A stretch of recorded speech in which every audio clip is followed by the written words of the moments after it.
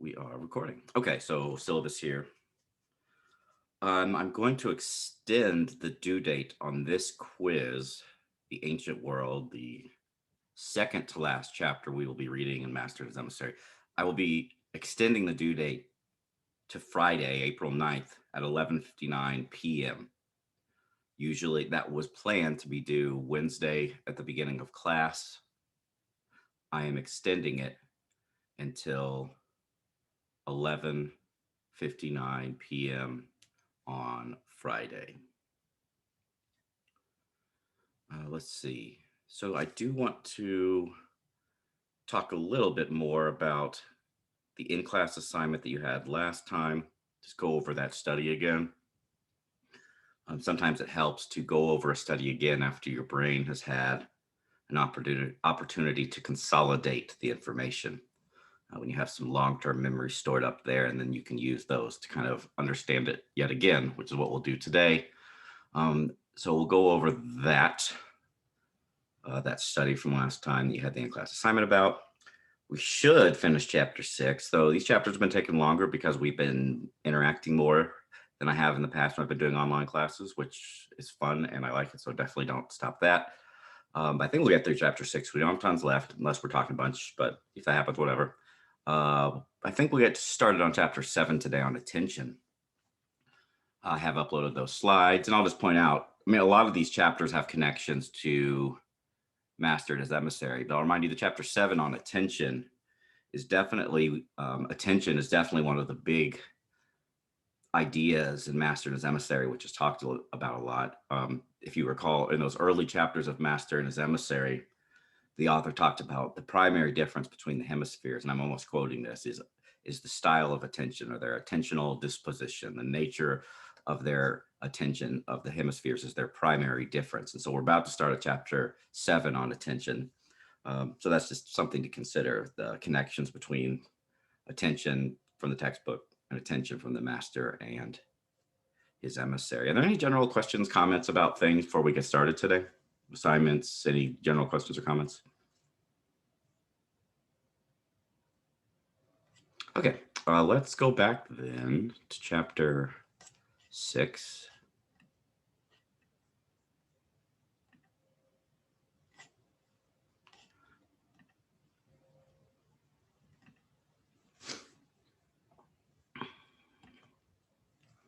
Might not hurt to just go way back real quick and go through some of this stuff real quick before we talk about that study, kind of refresh your brain even again.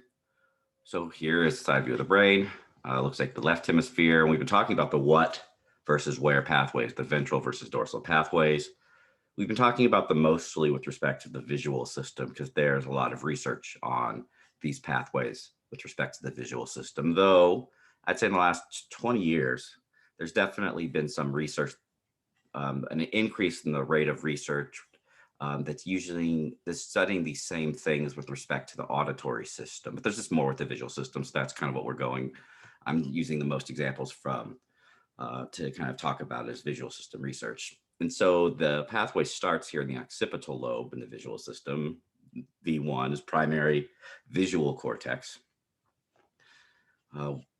which is, kind of would be considered like more on the sensory side of things, the bottom up sides of things. At V1, one of its main goals is to kind of break down the visual world into some of those fundamental visual pieces, mainly lines of different orientations and some angles as well. So that's kind of the pieces which V1 seems to be breaking down the visual world. And V1 is the first cortical area where visual information goes. If you recall, I did mention visual information does go to the brainstem, which is subcortical. And then it goes to the thalamus, which is kind of the boundary between the subcortical and the cortical. And then from the thalamus, it does make its way basically to V1, the first cortical area where visual information is processed. And then there's this fork in the road. There's this divergence. The where or the dorsal pathway goes up towards the parietal lobe. The what or the ventral pathway stays down here in the direction of the temporal lobe. Both probably end up to the frontal lobe, but the main thing is dorsal goes to parietal, ventral goes to temporal. And I don't want us to forget what these different pathways process, because that's based, that fMRI study, which you guys had the in-class assignment on last time. That's the main kind of one of the main takeaways from that study, is that it supports kind of these, some of these kind of characterizations of the two pathways. So the what pathway, the ventral pathway, which goes to the temporal lobe, is really important for object recognition. The main ways people define or talk about object recognition is the ability to name an object, the ability to describe what an object does verbally, to recognize an object. That's the ventral or what pathway. And the what, I'll remind you, is supposed to make sense. The ventral pathway, the temporal lobe, is supposed to help you determine what it is you're looking at. The where, the dorsal pathway, that's important for spatial perception. So recognizing or remembering or processing where in space different things are organized. But there's this other key component about the dorsal pathway. It's not just remembering where things are, it's remembering where things are so that you can interact with those things. It's a perception for action is oftentimes how it's characterized. You're processing spatial locations of these things so that you can act towards them, or so you can interact with them. So related to that kind of action theme, we've talked about these motor influences on object perception, or kinesthetic codes are thought to reside in the dorsal pathway. If you think about what kinesthetic means, kine, I believe the prefix kine has something to do with motion, the motor system. Kine means movement. And so the motor influences on object perception kind of relate to this idea of kinesthetic codes. This is the idea that when you are seeing an object, the dorsal pathway, or the parietal lobe, has kind of a store of knowledge about what the motor system does when you are interacting with that object. So I always have different objects here. So the kinesthetic code for a key would be like probably like this. And we've also talked about the kinesthetic code for the combination lock, which would be like this. We've talked about the kinesthetic code for my magnifying glass, which would be something like this. I'm forgetting one. Here, we'll go start moving forward, see if I can get reminded. Oh yeah, the kinesthetic code for the scissors would be something like this. So the dorsal pathway, the parietal lobe, the where pathway, also seems to store information about how your motor system interacts with different objects. And this can be useful because sometimes the ventral pathway doesn't work. Someone made the kind of connection. Maybe sometimes you're having that kind of tip of, what's it called? When you can't remember something, tip of the tongue phenomenon. Or you might actually have agnosia, which is an actual condition where you're having trouble recognizing objects. And we had this individual GS that I gave an example of last time, couldn't recognize the object he was looking at. He was looking at a combination dial lock, like the thing on the locker. He could not say the name of the thing that he was looking at first, but eventually he kind of started doing this. Presumably this kinesthetic code, this motion, was coming from the dorsal pathway, the parietal lobe. And then he could feel kind of his own arm moving, and then eventually actually even looked at his own arm moving. And presumably that spark, or that activation of the parietal lobe, was sending signals down to the ventral pathway. I kind of think of it maybe like a jump start kind of thing. The ventral pathway wasn't able to retrieve the correct name of the object, but that motor information up here sent enough of a signal down to the ventral pathway that eventually he was able to recognize that it was a combination lock, and he's able to retrieve that word, combination lock. So here is the study that we talked about last time. I think here is the question that I have last time. Let's see. So there's two main parts of this. So the question, I added some things after class just to make it as clear as possible. Like I added these arrows. These are the stimuli that I asked the question about, the stimuli in the yellow box. And the first question, let's see.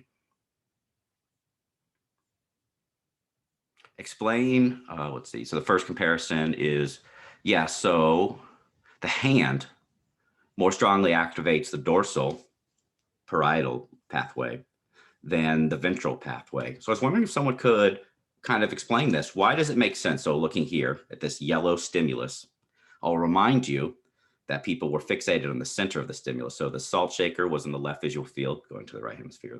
The hand was in the right visual field going to the left hemisphere. Part one of this question was, why does it make sense that the hand would more strongly activate the dorsal pathway, the parietal pathway, which I'll remind you, those findings regarding the dorsal or parietal pathway are up here. The ventral or what pathway are down here. I said that the hand more strongly activates the dorsal pathway than does the ventral pathway. Could someone write in the text box, or as many people as they want, why does this make sense that that the hand would more strongly activate the dorsal or where pathway than it would the ventral pathway?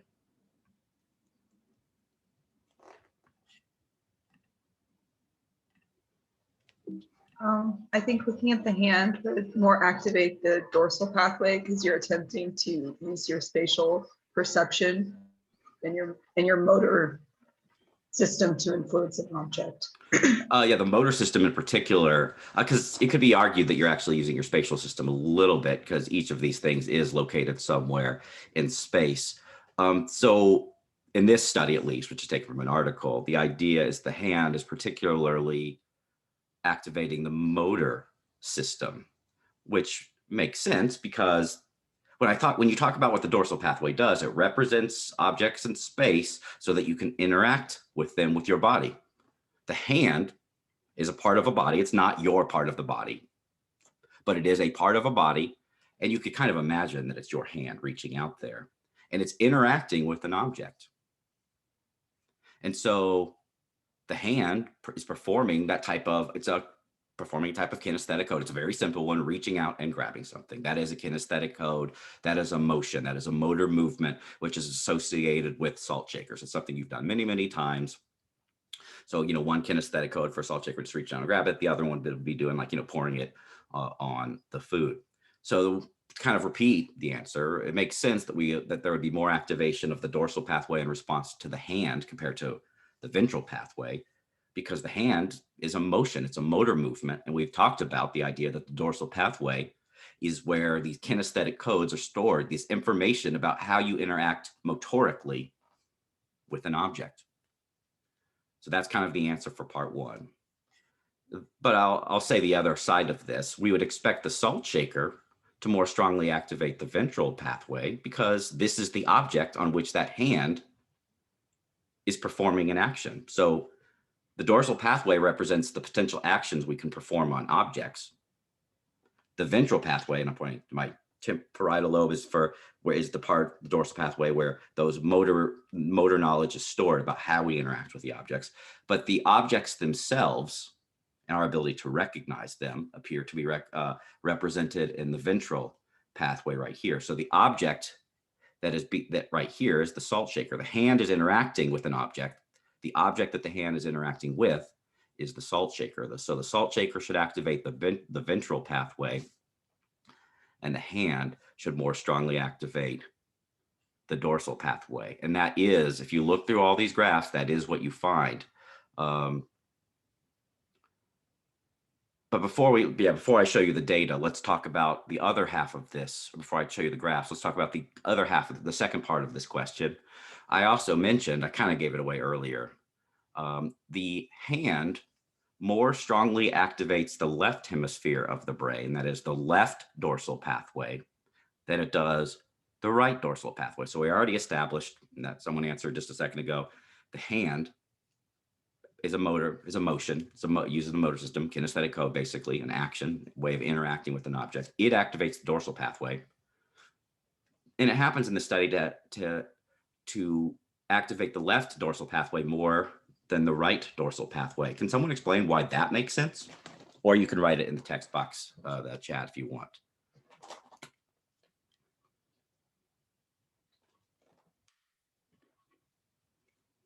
Here we go, we got something. Yes, so we got one person who said it. The hand is in the right visual field, and the right visual field goes to the left hemisphere.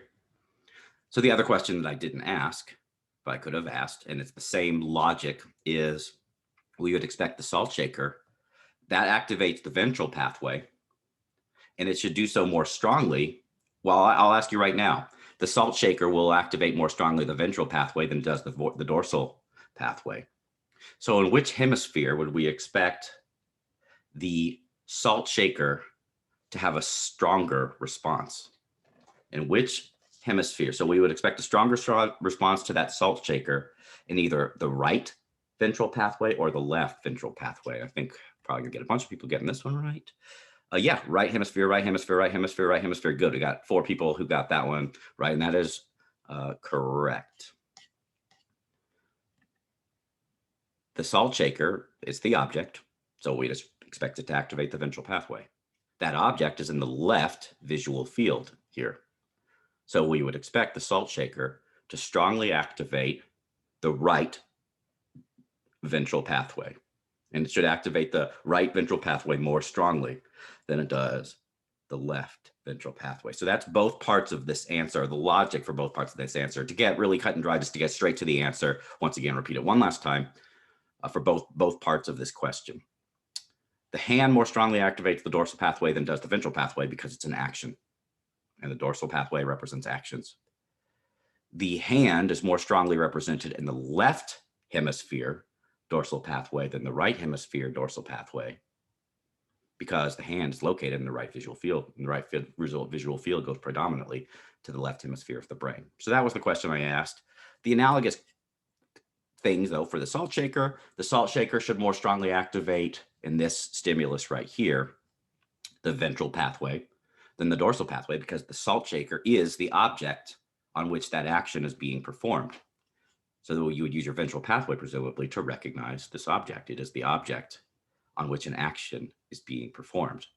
And it should more strongly activate the right hemisphere ventral pathway than the left hemisphere ventral pathway because it's in the left visual field. Looks like we have a question. Let's take a look here. When looking at these graphs, how do we know if it's right visual field or left visual field? You don't look at the graphs to know that. You look at the picture. So for this whole thing right here, these yellow ones, notice how they're yellow and the picture is yellow. So this is the response in the left hemisphere. And you know for the stimulus, this is the left dorsal pathway, the left hemisphere dorsal pathway right here. We know that what this bar represents is the brain's activation in the left hemisphere dorsal pathway to this stimulus. In this stimulus that you can just look right at it, you can see the hand is in the right visual field. The salt shaker is in the left visual field. So to know the visual field, you just look at the exact stimulus. Let's see if you're, yeah, no problem. You're welcome. So I do want to, that's a good segue to then talking a little bit about the graphs themselves. I'm not going to go through all of them because the logic, if you take any one of these, I've spent a lot of time talking about the yellow one, but the green ones here, they're a mirror image of the yellow one. So everything, the logic is exactly the same. So you expect the hand more strongly here, the green one, to more strongly activate the dorsal pathway than the ventral pathway because the hand is performing an action. But in this picture right here, if you look at the green bars, what you would expect is the hand would more strongly activate the right dorsal pathway, the right hemisphere dorsal pathway than the left hemisphere dorsal pathway, because in this picture, the hand is in the left visual field. The left visual field goes to the right hemisphere. So let's just talk about, let's go ahead. We'll stick with, we talked about the yellow data last time. So I'll talk about the green data this time. It's the same it's the exact same logic as we'd already talked about last time and what we've been talking about today. It's just this picture is like a mirror image of the yellow one. So here, once again, we would expect the hand should activate the dorsal pathway strongly. Because the hand is in the left visual field, we would expect it to more strongly activate the right dorsal pathway than the left. I want to make sure you guys understand this. Which row is the dorsal pathway in these graphs? Is the top row the dorsal pathway or is the bottom row the dorsal pathway? Go ahead and write that in the chat. Which row is this the dorsal pathway or is this the dorsal pathway? Which one of those two rows is the dorsal pathway? Oh, we got a lot of people knowing. It is top. Can someone justify that, please? How do you know? Like, why have I been saying? How do we know that the top row, other than just that I've said it? How do we know? Yes, good. Because of the AIPS. Can you kind of unpack that a little bit more though? Yes, parietal lobe, exactly. The AIPS, that P stands for parietal lobe right here. AIPS stands for parietal lobe. And all these things up here, these represent brain responses in the parietal lobe, which is part of the dorsal pathway. Down here, then, fusiform gyrus is part of the temporal lobe, part of the what or ventral pathway. So focusing in then on this green one right here, I already said the hand should activate the dorsal pathway because it's performing an action. And because the hand is in the left visual field, it should strongly activate the right hemisphere dorsal pathway. And so we have the green thing right here. And we also have so this is like, these are the responses right here. This is the left hemisphere response in the dorsal pathway to this thing. And you can see there is a response in the left dorsal pathway to this picture right here. But if we look in the right hemisphere, to the right hemisphere dorsal pathway's response to this same exact picture, it's green, is a little bit taller. And the way you have to kind of like look across the slide, and you can see this bar right here is taller than this bar over here. And so what that means is that in response to this stimulus, the activation in the right dorsal pathway is stronger than the activation in the left dorsal pathway. And then you find kind of just the opposite if we're talking about the salt shaker in this picture right here. So once again, the salt shaker, you would expect to more strongly activate the ventral pathway, the what pathway, than the dorsal pathway, because the salt shaker is the object. It is the object on which the action is being performed. It is the object. Therefore, you'd expect stronger activation in the ventral pathway. And because the salt shaker and the ventral pathway is down here, because the salt shaker is in the right visual field, by looking at this picture, you can see it's in the right visual field, you would expect that activation to be stronger in the left ventral pathway than the right. And that is what the data show here. So you go down now to the ventral pathway. Down here is the ventral pathway. And if we look, once again, salt shaker's in the right visual field, so we expect stronger activation in the left ventral pathway, left hemisphere ventral pathway. Here's the bar for the left ventral pathway in response to the stimulus. And we go all the way across over here, and you compare it to this other green bar right here. This green bar, it's not dramatically taller, but there is more activation in the left hemisphere ventral pathway to this object than there is activation to this same stimulus in the right hemisphere ventral pathway. So we've now gone over this. I mean, there's a lot going on in this graph. I mean, this is like definitely a legitimate, real, complex graph from an actual cognitive neuroscience article.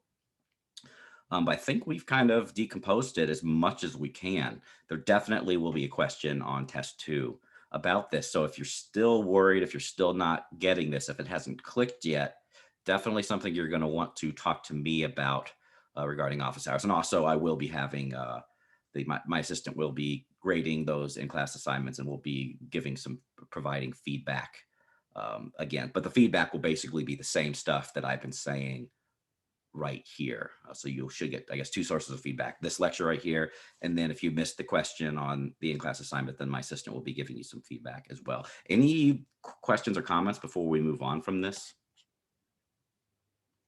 It feels like you guys are starting to get it now today. I'm not getting any questions or comments, so we will move on.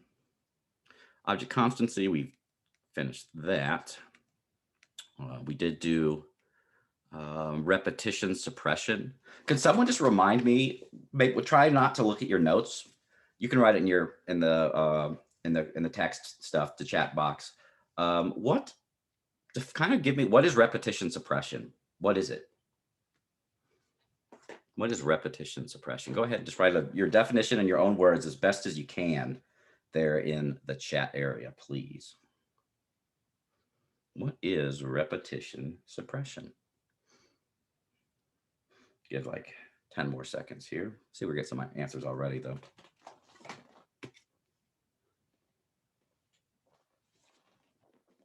We got 3. Let's take a look here. Oh yeah, now we're getting a bunch. Okay, showing the same stimulus will eventually decrease the activation to that stimulus. The more you're exposed to stimuli, the less you'll respond to it. The brain's response to something decreases as the stimulus. So these are all good answers. these are all, oh, I like this. Your brain gets bored, and in parentheses, or bored of a stimulus and stops responding to it as strongly. These are all right on track with what repetition suppression is. The more you repeat a stimulus, the more stimulus is presented to someone, the less the brain responds to that stimulus. And as someone suggested, you can think that the brain kind of gets bored or becomes better at processing. It becomes easy. It becomes not interesting to the brain. And so the brain responds to the stimulus less. And then, so in these graphs right here, the red bars rather, represent the brain's response in the left hemisphere, and in the left hemisphere is this one. The right hemisphere is this one. These bars, the red ones, represent the brain's response when you are presenting an object for the very first time. So there has been no repetition. The very first time you present something, those red bars represent the brain's response when there's no repetition at all, the very first time something is presented. And then all those blue bars, those are the brain's responses when you are in response to that same object when it's been presented more than once. So the red ones, you've only seen that object one time. The blue ones, these are the brain's responses when it's seen that object at least 2 times. But we do have, of course, the same view, which means it's in the exact same orientation as it was originally, or a different view, which means it's like rotated. I don't have my sunglasses today, so we can use, I should be doing commercials for Hall's vitamin C drops. So you see this object one time, your brain responds to it. And then if I show it again, this would be the repeated object in the same view. If I show it like this would be it's the repeated object, but now it's in a different view. That's what these things are. Same view, it's the same object, the same orientation. Different view, it's the same object, but it's been turned, different orientation. And we have brain responses to those different conditions, those blue bars in the left fusiform, which is part of the temporal lobe or ventral pathway, in the right fusiform area. One of these blue bars, one of these regions, one of these conditions, there's 4 conditions. Of the blue bars, there's 4 blue bars. One of those blue bars does not show repetition suppression. Which one is it? And justify your response. Go ahead and use the chat feature for that. Which of those blue bars, which of those conditions where the bars are blue, do we have no evidence of repetition suppression? And how do you know that? I want you to justify your response. Which of those blue bars do we not? Usually repetition suppression, decreased brain response with repetition. But there is a condition, one of these blue bars, where that's not the case. One of these blue bars, there is no repetition suppression. Which of them is it? And justify your response. Let's see how we're doing here. We've got 4 answers already. Yep, so the very first one, the different view in the right fusiform area. Excellent. So this one right here, and it looks like most of the, yep, everyone I'm seeing got that one. This one right here, I do want the justification. I guess I'll give you the justification since so many people got it. I'm guessing you understand it. The way you look at this is you have to compare the activations of these blue bars to the red within that hemisphere. So you compare each of these blue bars to the red. There's repetition suppression here for these blue bars because they're smaller than the red. It's that simple. There's repetition suppression in the same view in the right hemisphere, but there's no repetition for this different view in the right hemisphere because it's the same height as the red bar. And the conclusion, I did talk about that. The conclusion is this, the conclusion actually indicates that there is a hemispheric difference. And I mentioned it's probably would be considered an object constancy, a hemispheric difference in object constancy. This is something we as perceivers can do quite well overall, but it actually turns out that the 2 hemispheres differ in this idea of object constancy. So the idea of object constancy, once again, is that you can recognize that an object is the exact same, even if it is in a different orientation or a different position or a different context.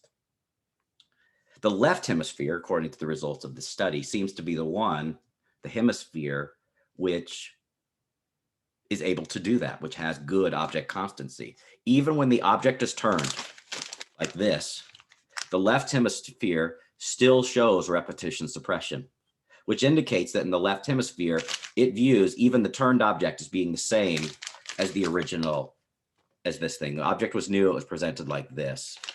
In the left hemisphere, when it's presented like this, your left hemisphere is like, yeah, that's not that interesting. Still not interesting. I'm still bored of this. It's just the thing that I saw earlier, but it's been turned. That's not interesting. I'm not going to respond strongly to it.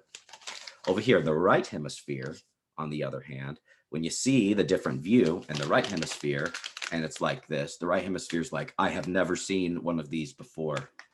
And then the brain response is very strong. It's almost like this is the very first time it's ever seen that. So what this might suggest is in the right hemisphere, it recognizes this, it is the same object, just sideways. It recognizes this as something that it's never seen before.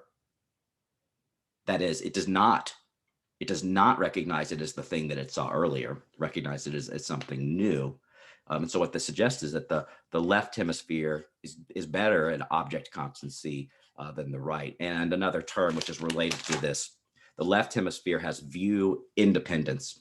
The left hemisphere can recognize that an object is an object no matter what the view, no matter what the orientation, no matter what the position of that object. The right hemisphere, on the other hand, appears to be view dependent, or it does not have view independence. The right hemisphere can only recognize that an object is the same if it's presented in the exact same way as it had been previously. I see some chats here, so let's see what's going on.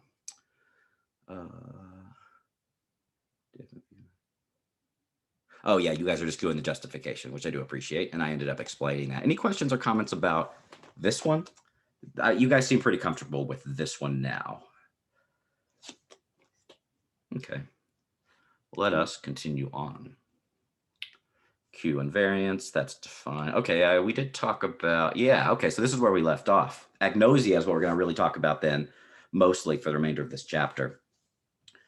So I wanted last time, I'll repeat this a little more quickly than I did last time. Agnosia is a problem recognizing an object, but it's agnosia is sensory specific, which means that you will have either visual agnosia or auditory agnosia. And those are really the only two types I've ever heard. Presumably you could have smell agnosia, but I've never actually heard of a case of that, or taste agnosia.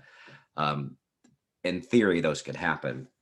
Agnosia, though, is, in this case, for instance, we have a case of visual agnosia, because this individual right here, when she's using her visual system to try and recognize this object, the fork, she can't, we got a question mark. However, when she touches the object, which is using that second sense, the tactile sense, and she's looking at her eyes at the same time, which has both of these senses, but presumably it's the tactile sense, which is the one that's really helping. She's like, oh yeah, this is a fork.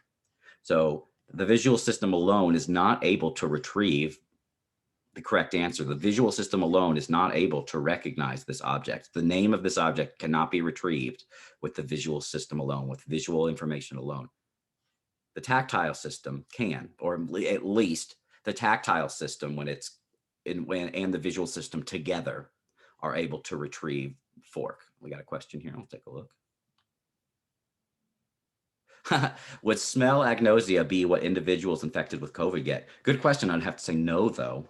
I think I'm not a smell expert, but my understanding about smell, the smell problems with COVID, actually, it's a really good question. See, there's this question with the smell problems, and there just hasn't been enough behavioral research on this.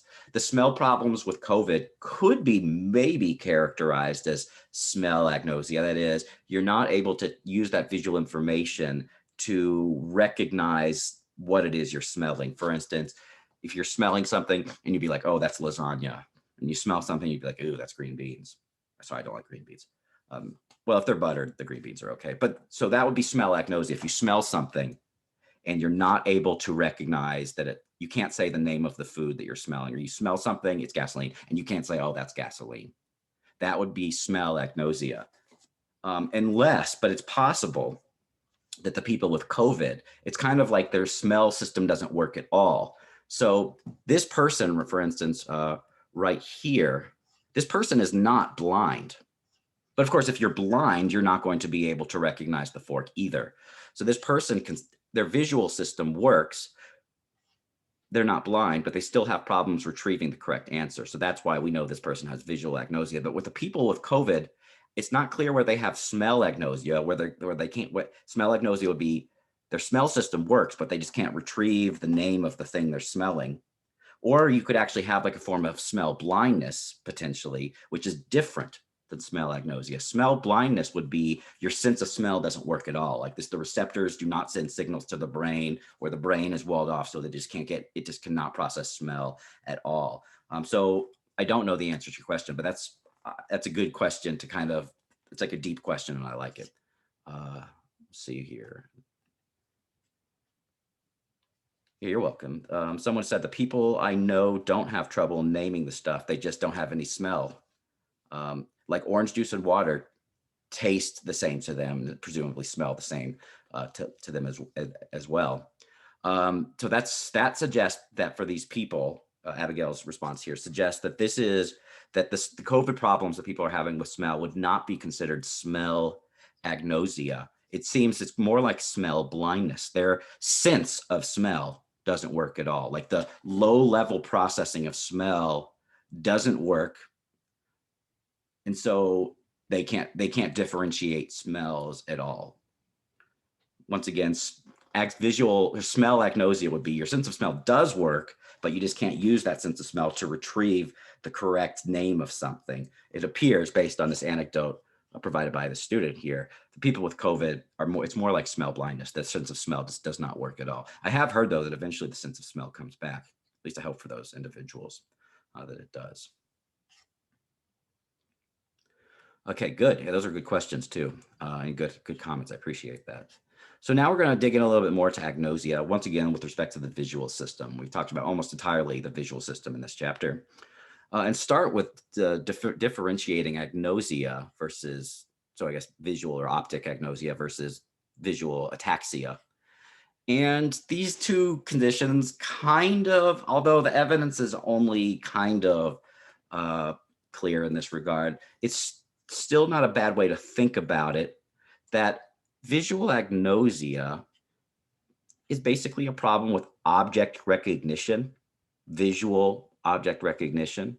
And so you would usually think of that as being a problem with the ventral or what pathway. You use the ventral pathway to recognize objects. And so if you're having a disorder where you're having trouble recognizing visual objects, you would think, yeah, that's probably going to be caused by problems with ventral pathway. There is some evidence for that, but there also appears to be some other brain regions that can cause agnosia as well. So it's not all the temporal lobe, as far as I know, and I'm not an expert in the neuropsychology of agnosia.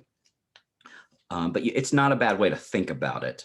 Visual agnosia is probably most likely to be caused by lesions of the ventral pathway, which would disrupt your ability to recognize visual objects. Ataxia, though, is different. I think I wrote it in the notes portion of the slide. Ataxia is like a problem with, I think it's described usually as like visual manual guidance. I think of it as just like problems with hand-eye coordination. And like the example that I kind of visualize with optic ataxia is a person who's trying to reach for something, but they keep missing. So like I have my water bottle right here, and if I had optic ataxia, I would reach for it and I would miss.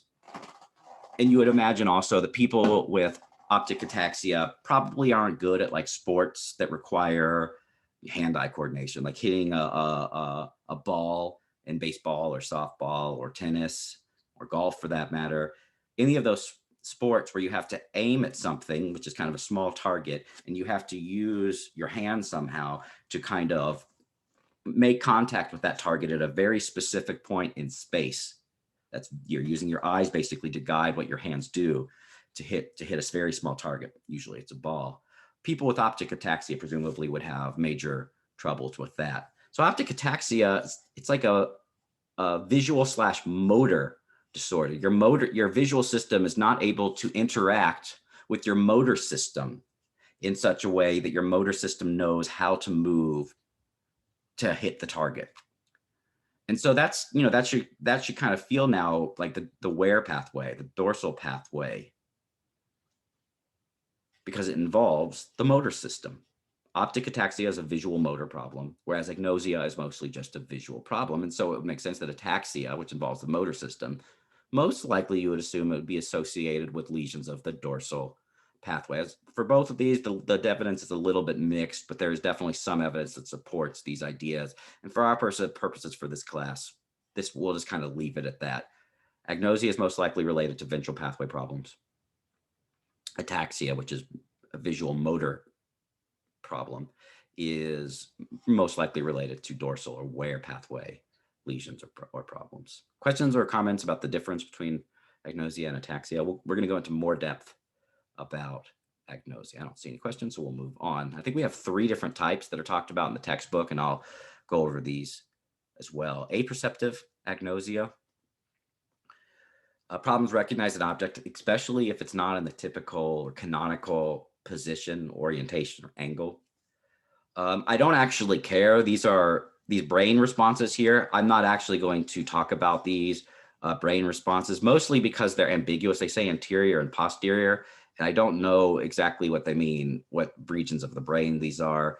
And yeah, we're not going to get too much into the brain. What I want you to understand for these different agnosias is the behavioral kind of definition. So I want you to understand these conditions more from a behavioral angle.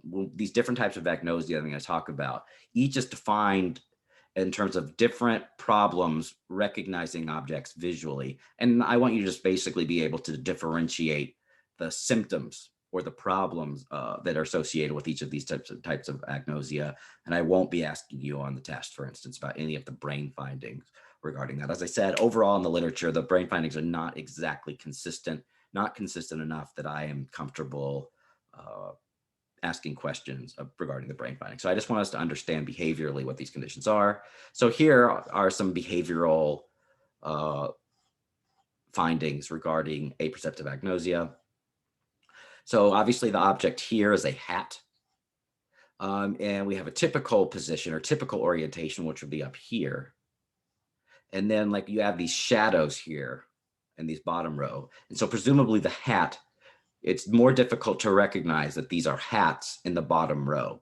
Most of us probably can recognize these hats with very little problem. People with aperceptive agnosia, though, they have a lot of problems recognizing this. They can do okay when the hats are in this, when they look like this, because this is kind of the canonical, typical orientation, typical looking hat. When the hats are kind of distorted or not in the typical orientation position, people with this aperceptive agnosia are particularly problematic for that. Similarly, is this cat. Kind of the canonical image or idea of a cat is a cat that's kind of facing you, like this one right here. People with aperceptive agnosia are actually okay with that. But if you turn the cat like this way, so now you're looking at the cat from behind, people with aperceptive agnosia, whereas people that are regular who don't have agnosia should be pretty good at recognizing this is a cat. People with aperceptive agnosia, though, will struggle a lot. So you could kind of think of aperceptive agnosia as a problem with object constancy.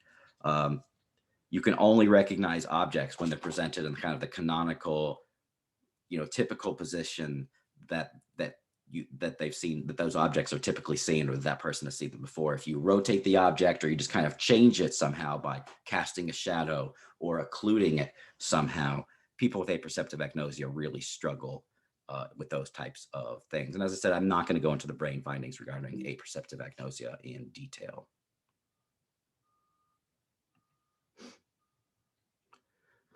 Okay. So integrative agnosia. This is the only example that I have, is this thing right here that I've ever heard of regarding integrative agnosia. And the definition, which is implied by the name, failure to integrate object parts or features. That still is kind of vague for me, that definition. So I mean, it's important just basically to understand this specific example. Presume this is the example that the book provides to illustrate this idea of failing to integrate object parts or features. So a person with, in this task, a person is shown this little thing right here. Kind of looks like Mickey Mouse with square ears to me. but they're asked, their task is to draw this thing. And most people perceive this, at least I do, and I believe most people perceive this as three separate objects, three separate parts, in other words. Those three separate, just to make sure we're kind of on the same page. What do you guys think? What are the three separate parts of this thing right here? Can anyone tell me what are the three separate parts that are right here? Go ahead and write them in the chat thing if you don't mind. The three separate parts for figure A here. Yep, 2 squares and 1 circle is the correct answer. Those are the three separate parts. And so integrative agnosia, failure to integrate those parts. That's the idea of integrative agnosia. And the way that it's kind of illustrated, at least with this one person, this one participant that has integrative agnosia, is that they have kind of an abnormal way of drawing this. So if you perceive this thing as 2 squares in a circle, the way you are most likely to draw this, if you are asked, is you draw square 1, you draw square 2, and then you draw a circle that's connecting the squares. Or you might draw the circle first, and then you draw square 1 to the left on top and square 2 to the right on top. But the idea is that people that are, controlled, people that do not have agnosia, will draw each of the three parts by itself. And they just draw them in the correct pattern, in the correct, they draw them to look, those three parts are arranged to look kind of like a Mickey Mouse thing with square ears. People with integrative agnosia, though, at least the one participant, which is talked about in the textbook, do not draw it that way. They don't see that there's three separate parts forming this thing. And so the numbers here represent the order in which the different parts are drawn. So they start here with the square and they draw like a right angle of the square. So 1, 2, and then they start drawing this part of the circle. And then they start drawing the other square, 4, 5, 6, 7. And then apparently they lift their pencil. And then they go back to the square over here, 8, 9, and then they finish the circle over here. And so this is kind of an unusual way you would think of drawing this thing. Most people that don't have integrative agnosia, would draw 2 squares in a circle, each part kind of by itself, but that's not what's going on here. Oh, and it also says, patients with integrative agnosia do not see objects holistically. I guess that's an okay definition. The thing that if I ask about this on the test, basically I would be showing you this example right here, basically asking you to classify what type of agnosia has a problem with this task. I'm not necessarily liking this, they do not see objects holistically type of thing. I'm not for sure if this example really illustrates that. And so I've never really liked that definition. Looks like we have some questions or comments here. So one person said, I feel like the three parts are kind of arbitrary and just based off of us recognizing the shapes based on our education. What rules out this participant not recognizing the shapes? See, that's a good, that's a good criticism. They might have a problem with shape perception. And when it says that they're having problems in this definition with holistic perception, it's not really clear what the whole is. Is the whole that they're having problems seeing the whole Mickey Mouse pattern? They don't see that. Or are the holes that they're having problem with each individual shape, which is what Abigail was suggesting with her comment right there, I think. And I don't know. That's why I kind of have problems. Like I've never completely understood the way the textbook describes integrative agnosia conceptually. I understand that this way of drawing the shapes is a little bit abnormal. I don't necessarily know why you would say that this is a problem seeing objects holistically. I don't know necessarily why you would say that this is a problem integrating object parts or features. I understand this is weird, but I don't really understand what cognitively in a person's mind they are missing, which would make them draw things like this. So I kind of agree with your criticism, Abigail, which is why I'll mention, which is why on the test, if I ask about this, I'm going to be very specific and I would show you this exact example. I wouldn't ask you to explain why a person does this. I would just ask you to connect this to the right type of agnosia. Another person asked, would this affect global and local processing like the Navon's experiment? I think so. That's a good empirical question, actually. I would, like a very good question, like a good study that I would like to do is if you find people with integrative agnosia who perform like this when they're drawing this task, a study you could do would be have those same people perform the Navon experiment, which remember, that's when you see like the letter W formed out of X's, you form a bunch of small X's, which form like the letter W when they're all arranged together. And then you ask them to pay attention to either the little X's or the global W. And that's the Navon experiment for those people that don't remember. It involves local or global processing. The empirical question would be, do people that have problems with this task, do they also have problems with part of the Navon task? And I don't think anyone's ever done that study. So that would be a correlational study that would be really, really awesome to do. I'd love to see the results of that study. And I don't think it's ever been done. Do people that struggle with this, do they also struggle with the Navon task? And if they do struggle with the Navon task, are they struggling more with the global or local aspects of it? Really good question. It's an empirical question. If you can get access to a bunch of patients with integrative agnosia, that would be like the best honors thesis of all time. Moving on, associative agnosia. So this one conceptually makes a lot of sense. So as we just had kind of some criticism of the integrative agnosia, like the concepts behind that one. I could tell, the way the types of questions people were asking, we're a little skeptical of the way the textbook kind of conceptualizes integrative agnosia. The example, once again, of this makes sense, but the concepts or the explanation for the example is a little bit off. We were all a little skeptical, including myself. This one, though, makes a lot of sense conceptually to me, and I think to most students. Associative agnosia, inability to assign meaning to visual objects. So there's like two different paradigms for kind of assessing this. Just checking out the time. And I'll talk about both of them. First, I just want to point out before I get into this, these things were drawn by a person with associative agnosia, and the performance here represents normal, good performance. And I think what you would say, people with integrative agnosia, I guess so. I didn't mention this earlier, but people with integrative agnosia that have, which is the one I showed you in the previous slide, they would have problems with this task. So this is a task where you see all these things and they're just, you have to color in each object in this task. So we see the red thing is the axe. There's a rake right there. There's some scissors and a paintbrush. And your task as the participant is to color each object. And so if you have problems with holistic perception, or if you have problems, integrating the different parts, this would be tough because you wouldn't know where because they're all kind of on top of each other. A person with integrative agnosia, the one I just talked about in the previous slide, they would struggle with this because they couldn't tell which lines belong to the scissors, which lines belong to the axe, which lines belong to the rake. It kind of would look all jumbled to them. And so, for instance, a person with integrative agnosia, they might, paint the color the axe red, but they would also color like this aspect of the scissors red. And they would maybe color, this part of the rake red. And then, they get the paintbrushes yellow, but then maybe the bottom part of the rake, they also color yellow. So a person with integrative agnosia cannot separate the objects into each object by itself because of their inability, presumably, to kind of integrate the objects or to process the objects holistically. That would be a problem with integrative agnosia.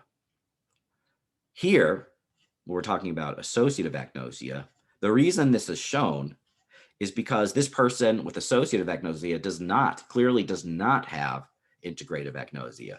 So this person with associative agnosia, they can differentiate the objects themselves. They can distinguish each object such that they can color each object correctly. You can see they're doing that for all three of these pictures. They can color them. So this person with associative agnosia does not have integrative agnosia. They can perceive each object kind of holistically or by itself. They can separate the objects. Nevertheless, this person with associative agnosia does have problem assigning meaning to visual objects. And so there's two different paradigms I suggested earlier, a minute or two ago, that I'm aware of that used to study associative agnosia. This first one is described right here for this one patient. So if you were shown two pictures and the pictures are cropped so that they are the exact same size. So one picture is of a mouse and it's this big. And the other picture is of an elephant and it's also this big. So, they're cropped or resized so that they're, because in real life, that a mouse is of course bigger than an elephant. But in the pictures, they're the exact same. And the person with dissociative agnosia, you ask them, which animal is bigger? And you can't just look at the pictures themselves and compare the size of the pictures because, they've been resized, they've been cropped so that the images of the animals, the mouse right here and the elephant right here, in the pictures, they're the same size. But we still know, even if they're the exact same size, we know, of course, that in real life, elephants are way bigger than mice. And the way we know that, we could recognize a mouse, and then we could connect that to meaning, to knowledge that we have about mice. You can know, mice are small. In cartoons, they always live in a little hole, which is like at the very bottom of the wall. Or if you've ever seen a mouse in real life, yeah, they're just really small. They can fit on a mousetrap. And so you see a picture of a mouse, you connect, if you have a working brain, if you do not have associative agnosia, you connect that picture of the mouse to your knowledge of mice, which is they're small. You look at the picture of the elephant, you connect that to knowledge that you have, you look at the image, and then you connect that knowledge, that image, visual image, to knowledge that you have about elephants, which is they're big and they never forget, stuff like that. And they, you see the trunk, you would be able to say, oh, this is an elephant. Elephants are very big. You connected all your knowledge about elephants. And then you would say, yeah, the answer is elephants are bigger than mice. That's easy. The important thing to remember, though, is that in the actual experiment, the images of the animals are the same. In order to perform the task, you have to recognize, categorize each animal, and then connect it to knowledge you have of those animals. I see this, that's a mouse. I know that in real life, mice are small. I see this, it's an elephant. I know that in real life, elephants are really big. The elephant is bigger than the mouse. But this person couldn't do that, presumably because they could not connect the visual images to the knowledge they have of these different types of animals. That's associative agnosia. They see these visual images, but they cannot connect those visual images to their knowledge system. They cannot understand the meaning, or I kind of think of it as they cannot connect the objects to their knowledge systems about those different objects. So that's kind of paradigm one for detecting a person with associative agnosia. Question or comment? Let's take a look. Back in one of the earlier chapters, when we learned about the corpus callosum, there was a video of a guy that had his corpus callosum severed and then had a problem recognizing objects in one visual field. And his motor skills when drawing an object were more difficult on one side than the other. Would this somehow be related to some types of agnosia as well? Actually, that individual, that was chapter 4. That was the video with Kazaniga, the author of your textbook. That individual actually did not have difficulty drawing one side or the other. The person with their corpus callosum severed actually was able to draw two different things at the same time, and he drew them both well. It was the person in that video. So I think he had to draw like two little half squares, but they were different angles. So like one half square was like that. The other half square was like that. And I can't even begin to do it. The person with their corpus callosum severed actually could do that very well because he did not get each hemisphere was operating independently, so they weren't getting interference for each other. Presumably my hemispheres are intact. So when I would do that task, it would be very difficult for me, my left and right hands, to do different things.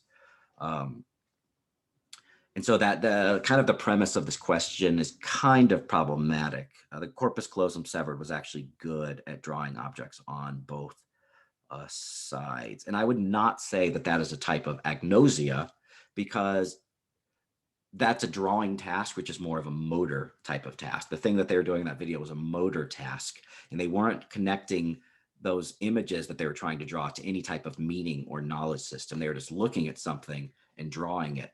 That is not, for these types of tasks, you're having to see something for this associative agnosia. No problem, of course. It's still a good question. And another question, if this person saw a picture of a car, train, plane, or shovel, could they rule out the shovel as an outsider? Good question. I think if they had severe enough associative agnosia, the answer would be no. So obviously the connection between the others would be types of transportation. Car, train, and plane are types of transportation. A shovel is not a type of transportation. In order to do that task, presumably you'd have to see each object and classify it as it's something, And that requires connecting each visual image to your knowledge system. So a person with severe enough associative agnosia would have problems with that. So that would be another paradigm. I like that. That's cool. That would be another way of detecting associative agnosia. You would predict that they would not be able to categorize those things, and they could not rule out that they could not say that the shovel was the outsider. It was the only thing in the list that was not a type of transportation, because yeah, they wouldn't be able to connect the images to their knowledge system. That's good. One last one here for associative agnosia. So in this task, people are shown this thing right here. And they're shown these two bottom things too. Their task is which of the two things on the bottom is most like the thing at the top. And please note, there's kind of like no wrong or right answer. Each answer is kind of right, but for a different reason. So if you can tell this thing, what this is right here, this is an umbrella in the closed position. You can kind of tell because it bows out here on the side. So this is an umbrella in the closed position. And the umbrella in the closed position is like this thing, and they're kind of physical shape only. So these things share visual properties. And I'll say a person with associative agnosia can see the similarity here.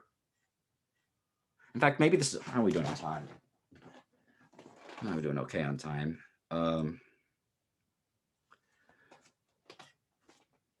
A person with visual associative agnosia could see that these two things are similar. And the reason is because detecting the similarity here doesn't require any type of knowledge system. All it requires is you to see that, and you can see that they're the same shape. Recognizing the two things have the same shape does not require you to connect those visual images to knowledge you have about those objects. So a person with associative agnosia, if you show them these things, they're likely to say that these two things are very similar, because they would have trouble detecting the similarity here. The way you would have to, a person with associative agnosia, they would see this and they might not be able to say that's an umbrella. And they'd see this, they're not gonna be able to see an umbrella. And they're definitely not gonna be able to see this and be like, oh, this is a thing which can be used to open up and protect you from getting wet when it's raining outside. A person with associative agnosia definitely couldn't do that. They can't connect the visual image to their knowledge system. And so they're not going to see the resemblance between these two things, even though this is an umbrella and this is an umbrella. They're not going to be able to see the resemblance because they can't connect either image to their knowledge system. They wouldn't be able to name umbrella, and they wouldn't be able to say this is something whose function is to keep you dry. So a person with associative agnosia is most likely to say that these two things are the same. And people without agnosia, sometimes they do actually say that these are the same thing. But people who are not do not have agnosia are much more likely to say that these two things are the same than these two things are the same. I'm not going to deal with this chair example down here because this cane and umbrella example is just definitely better. It's more clear. People with visual agnosia are more likely to say this because people with visual agnosia, they can see visual similarity when it's just based on the shape. The surface features are clearly the same. They're both shaped like a candy cane or a cane, but they can't detect kind of the semantic similarity here. These are both umbrellas. The purpose of both of these things is to keep you dry. Any questions or comments then about associative agnosia? Not seeing anything, so yeah, we can go through this rest of the stuff. I really, really want to finish chapter 6, so we're going to have to go kind of the remaining 10 minutes. This has been pretty fun today, so I don't feel so bad going all the way to the end. So last thing, kind of changing to face and word perception. These are other types of objects. If you recall, we're in chapter 6, part of that the two chapter kind of sequence. Chapter 5 was mostly about the sensory side of things, the early processes. Chapter 6, what we've been talking about in this chapter, is mostly the later processes, the stuff that happened after primary visual cortex. Remember, we've been talking about those two pathways, dorsal and ventral pathways. That's all the stuff that happens, the later processes after the primary visual area is activated, all those things that happen in the brain after V1. And so a lot of the stuff that happens after V1, these interpretive, perceptual, more on the top-down side of things. And that includes recognizing these types of objects. In fact, these are pretty special objects, especially faces, well, and especially words. There are two types of objects where there appear to be parts of the brain that are dedicated very strongly to recognizing the different forms of the different types of these objects. We've already talked about this actually a lot. Faces, real strong activation in the right hemisphere. That's not to say that when you're seeing a face, there's no activation in the left hemisphere. We've actually seen, and I'll show you evidence again, there's activation in both hemispheres in the temporal lobe when you see a face. But the activation tends to be stronger in the right hemisphere. So there's hemispheric dominance favoring the right hemisphere for faces, although both hemispheres are definitely activated. The same is true, but kind of the opposite direction for words.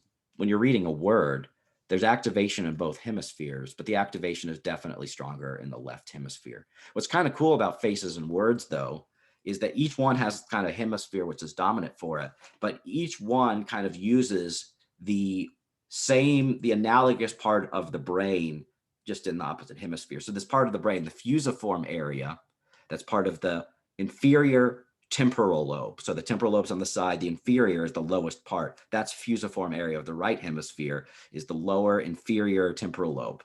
That's where the face fusiform area is. The FFA is what it's sometimes called. It's the face area, right? Inferior temporal lobe.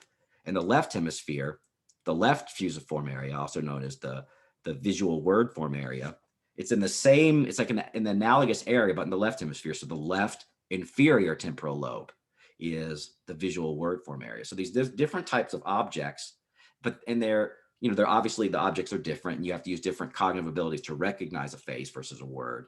But they're kind of using like the analogous areas, but just in different hemisphere. Words, inferior temporal lobe of the right hemisphere. Faces, inferior temporal lobe of the right hemisphere. Words, inferior temporal lobe of the left hemisphere. And here's some more evidence for that. You got to be careful with this brain. This brain is like rotated. And so it's like you can imagine, this is like if you were looking at a person. So if you sliced my brain like as you're looking at me and we're looking into my brain, that's what this is right here. You slice off the person's face and then are looking into the brain. In such a situation, this would be the right hemisphere and this would be the left. And what we're seeing here, there's just two different studies, but they're basically showing, or two different like experiments within a study. They're both showing the same pattern of findings. In one study, they're comparing the brain's response to faces compared to different types of objects. And this is basically what you show. You show activation in the right hemisphere and activation in the left, but the activation in the right hemisphere is stronger in response to the faces than it is the other type of objects. These are kind of weird, a little uncanny, but it's the same type of idea where they're comparing faces, the brain's response to faces which are all distorted. So these are the same faces, but they've like taken the face parts and moved them so that they no longer form faces. An interesting thing, which is most faces, human faces at least, kind of have this T feature right here. There's a lot of studies, look about how we kind of instinctually look for this kind of T thing that's formed between the eyes and the nose, which reach down to the mouth. So we kind of have this T shape right here. And you can see all faces have it. And one of the ideas is that one of the ways that we recognize faces, and presumably one of the reasons this becomes strongly activated, is that we kind of see this T template shaped like a T. All human faces have it. If you look at these things, though, there is not a T here because the faces are all distorted. So you still see the same face parts, but that kind of global configuration, that T, which structures people's faces, the eyes down to the nose, that T is missing here. They're comparing the brain's response to these intact faces compared to these distorted faces once again. And you see kind of a similar type of pattern of activation. You see activation in both hemispheres, but the activation is stronger in the right than the left. And by the way, I've been saying that's the inferior temporal lobe, and that is what this is. Inferior means low. And if you see, this is all this stuff up here. This is the cortex. Down here is presumably subcortical areas, kind of this bottom part of the cortex right here. This is the inferior temporal lobe of the right hemisphere, more strongly activated to faces than the distorted faces.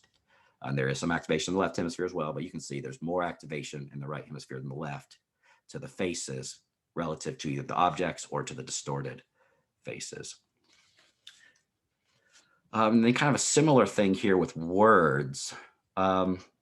There's a lot actually going on here in the study. But I just really want to focus you in here, I guess, on the left. So this down here is V4. And I want you to ignore that for now. Maybe next time we'll talk about it. Definitely, I don't want to get into what's going on in V4 right now. People in this study are shown words. And the left fusiform area, that's in the left hemisphere right here. And so now in this study, it's like you're looking through the back of a person's brain. So the back of their head is facing you, and then you cut off the back of your head, and then you're looking into the brain that way. So in this study, the left actually means left. So this is the left side of the brain here. And this is the left fusiform gyrus. Once again, it's inferior, meaning towards the bottom, but now it's in the left hemisphere in response to words.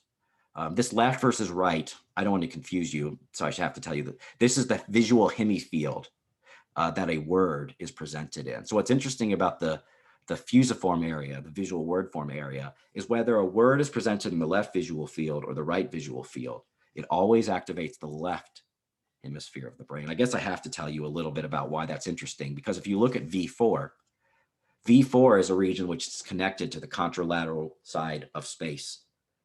The visual word form area appears not to be. So if we look, when a word is presented in the left visual field, it activates the V4, that visual area in the occipital lobe, in the right hemisphere.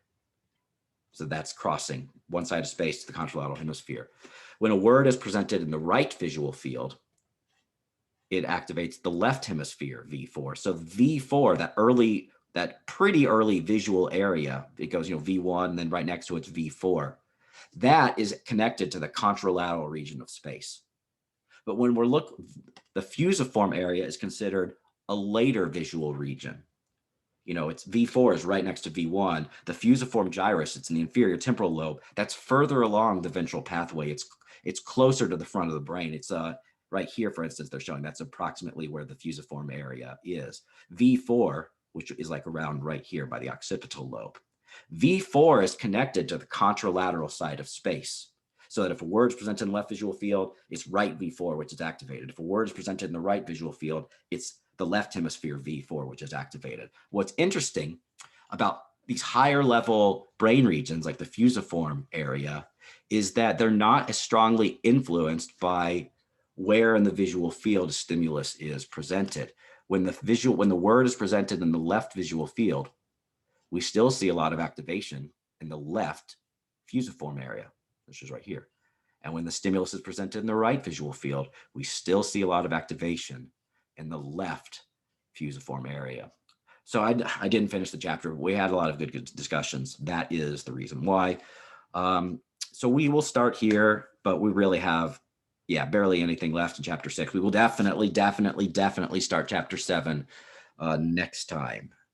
So that's fun class. I enjoyed it. I will talk to you guys later. Thank you. You're welcome. See you later. Thanks. Yeah, you're welcome. See you later. Hey, Dr. Rosenthal, do you have a second? Yeah, let me stop the recording here. Okay.